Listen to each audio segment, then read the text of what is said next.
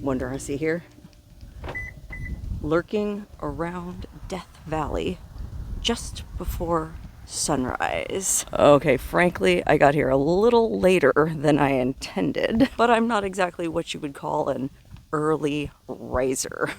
And if I'm not an early riser, well, you're probably wondering why I'm lurking around Death Valley at sunrise.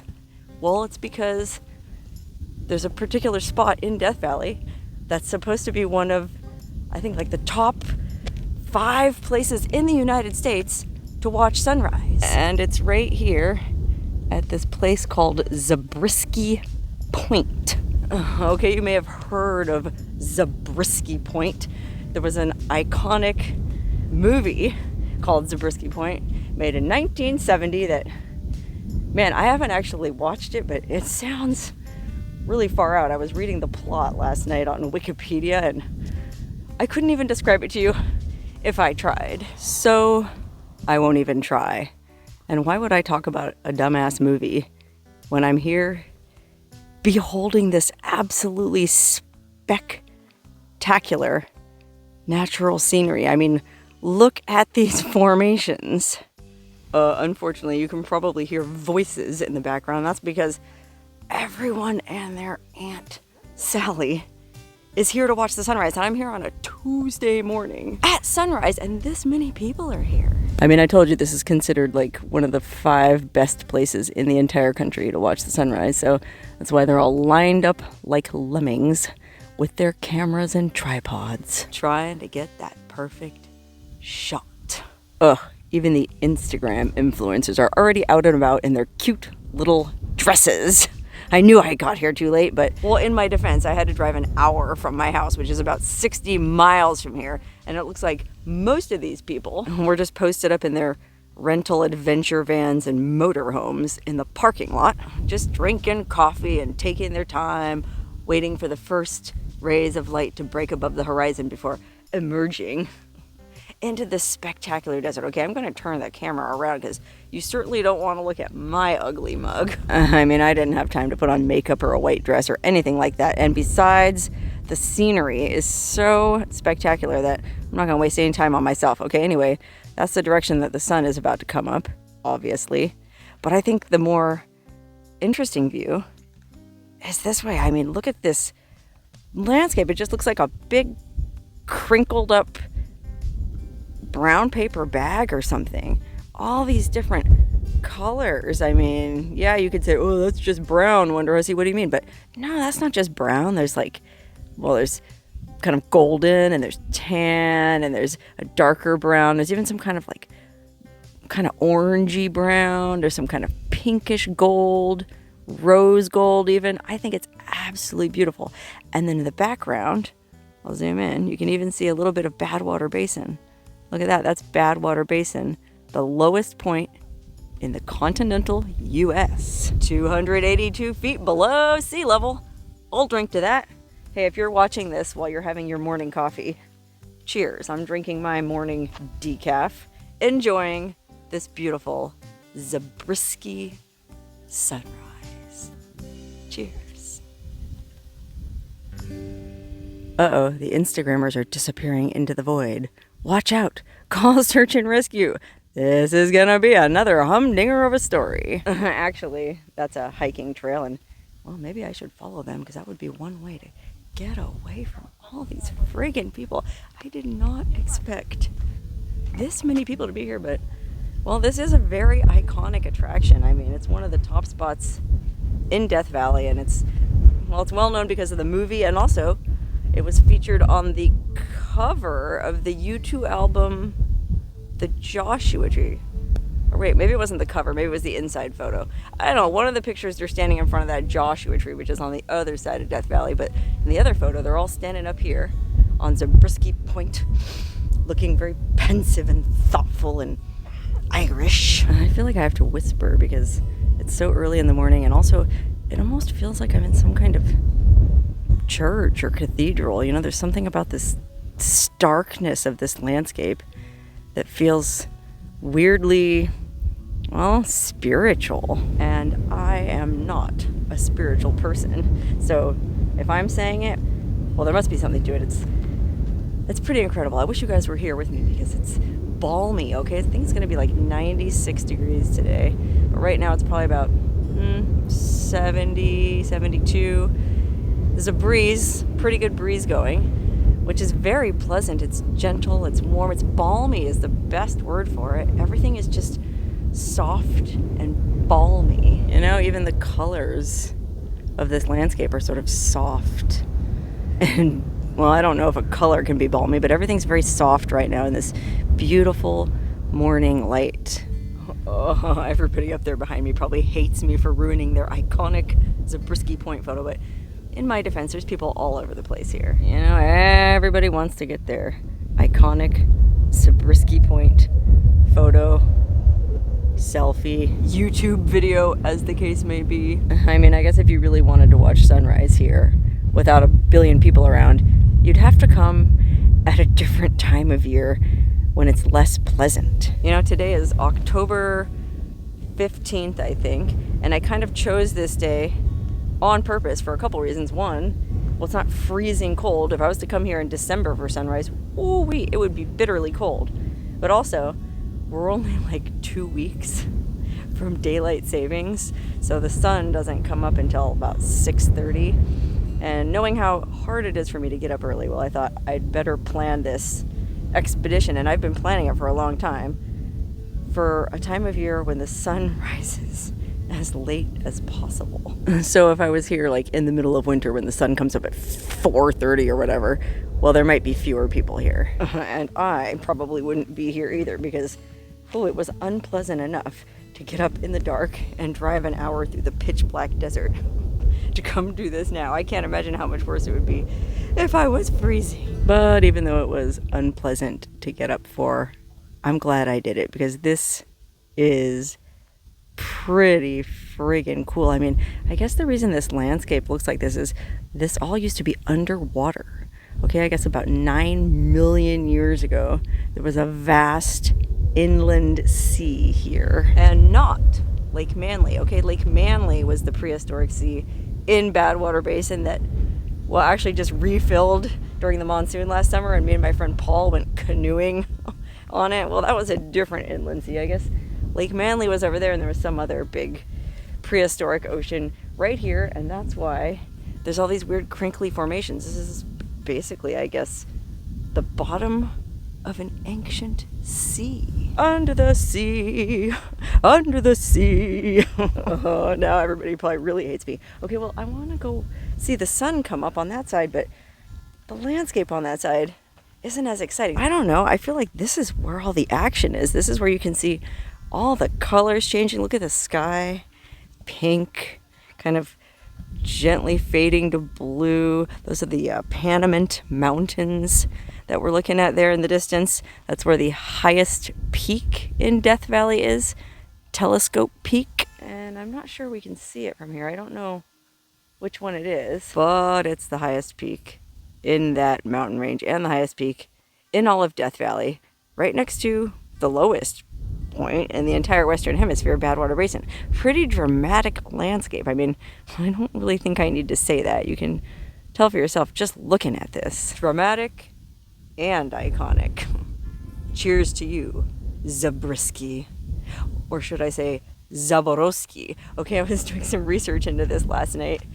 Why is it called Zabriskie Point? That's kind of a weird name. Well, come to find out, it's named after this guy, Christian Zabriskie, who was the president of the Pacific Coast Borax Company. Okay, you know how they used to mine a lot of borax in Death Valley and load it up in those giant wagons with 20 mule teams and drag it all the way to Daggett or Ludlow or wherever they took it to the railroad and then to Los Angeles? Well, this dude, Christian Zabriskie, was the president of the Pacific Coast Borax Company. And so I guess because he had such a position of esteem, they named this amazing natural formation after him. And yeah, sure, I'm pretty sure the Timbisha Shoshone, which is the native tribe that historically lived here, they probably had a different name for this place, and it was probably something way more poetic than Zabriskie Point. You know, it's probably called Land of the Great Spirit, or Crumpled Paper Bag of the Great Spirit, or I don't know, something like that. But when the white man came here and hijacked the land of the Timbisha Shoshone, well, he changed the name of it and decided to name it after the president of Pacific Coast Borax, who, well, his name was Christian Zabriskie, but I guess he was a Polish immigrant, but his family had come to the United States in like the 1600s, okay? They were among the first settlers of the United States, so I guess his ancestor, yeah, I think it was Albert Zaborowski, came from Poland to settle New Jersey. How about that? He was like one of the very first Jersey guys. And then he went on to thrive and prosper in the United States and eventually had, I think, a grandson, great-grandson, great-great-grandson named Christian Zabriskie. You know how Americans do. They'll take their ethnic-sounding name from the old country and Americanize it. Zaborowski, Zabriskie. I actually think my own ancestors did that because I know one of my great-great-grandfathers came from Portugal, from the Azores Islands. And I think his last name was originally Felipe, but they changed it to Phillips, like the screwdriver. Screwdriver. Oh man, wouldn't it be nice to be having mimosas up here? Oh my God, that would be... Listen fellas, if you ever want to win my heart, if you say you wanted to propose marriage to Wonderhussy, and you really wanted to make sure she said yes, well, you wouldn't think that dragging her out of bed this early in the morning would be the way to her heart. But if you had it set up here with a bottle of Dom Perignon and some fresh squeezed orange juice, and it was like sunrise mimosas at Zabriskie Point, I'm pretty sure I'd say yes to anyone. Ah, look at that. The sun's up. You can see it's hitting the very top of the Panamint Mountains, and soon it'll be spreading all across this crazy, crumpled landscape in front of us, and it's probably going to light up like gold. Ah, just beautiful. Yeah, a part of me still feels like I should be on the other side watching the actual sun come up, but I don't know. A billion other tourists can't be wrong. Everyone's just kind of hanging out on this side because the view is so interesting. But, you know, in the interest of being thorough and, well, while we're waiting for the light to spread all the way across the valley and turn this stuff golden, maybe we should hike to the other side.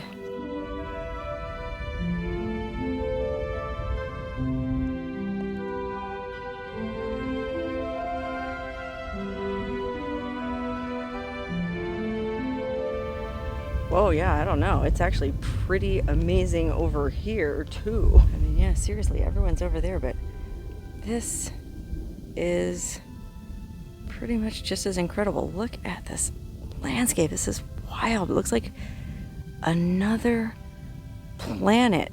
And there's the sun just about to peek over the mountains there and start baking the desert for another broiling day. Actually, it's only supposed to be, I think, in the upper 90s today because it is October 15th. Sweater weather. I mean, I had to put a hoodie on. That's a big deal around these parts. But once this sun comes up, I have a feeling I won't be needing my hoodie for long. This is so amazing. It makes me want to start getting up for sunrise every morning. Just kidding. I know I probably should start getting up for sunrise every morning, especially now that the days are going to start getting shorter, but oh golly, this is kind of a special occasion for me. And so I'm glad I'm able to share it with you.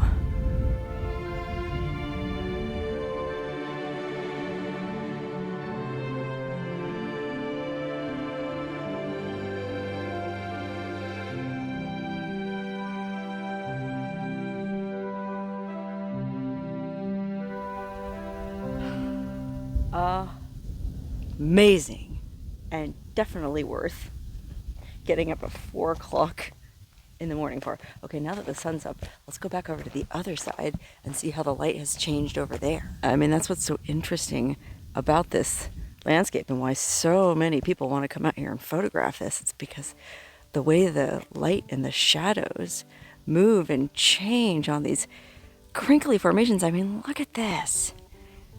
Love this landscape. And I think there's a hiking trail you can take that kind of winds around through all these folds. And it's actually kind of freaky because once you get down in the folds, you really can't see where you're going and everything looks the same. And so you really have to rely on these little trail marker signs that they have posted at infrequent intervals. I don't know how more people don't get lost hiking up here. I mean, I think people do get lost hiking out here. And in fact, I feel like there was a guy who died hiking here last summer because it was too friggin' hot and he probably got lost and couldn't find his way back out. But we'll be okay because we're just kind of sticking to the popular area as evidenced by the crowds of international tourists. It's interesting because I hear so many different languages being spoken by all the people here. Okay, look.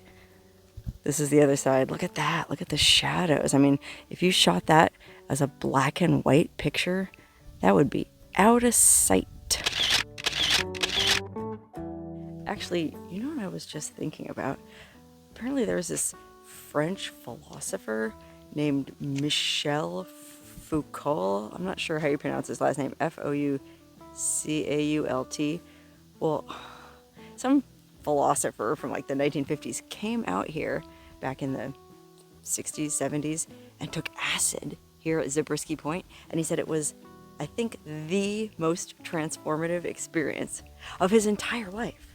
So maybe scratch that mimosa plan. If you really wanted me to marry you, you'd bring me out here and give me some LSD. Actually, I'm not much for acid.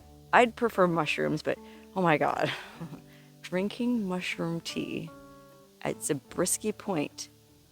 Well, it might be more of a sunset kind of a thing, but that might have to be added to my bucket list. I mean, as surreal as this landscape is sober, I can only imagine how amazing it would be on psychedelics. Although, you know, I am thoroughly enjoying this experience stone cold sober. And when I say stone cold sober, I mean stone cold sober. I'm drinking decaf, not even caffeine. And it's still spectacular.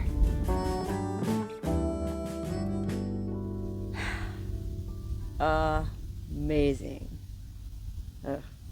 Guess it's time to put on my sunglasses and almost time to take off this hoodie because the desert sun is already blazing, heating up this bizarre landscape.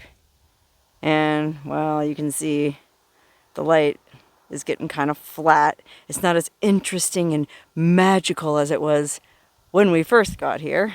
And I guess that's why all the dang tourists disappeared. Okay, well, I guess that's my cue to head on back down to the parking lot, get in my car, and go about the business of having an amazing, productive day. Now, I don't know what your plans are for today, but I'm going to Pahrump to get groceries. And whatever you do, well, I hope you make it a good one.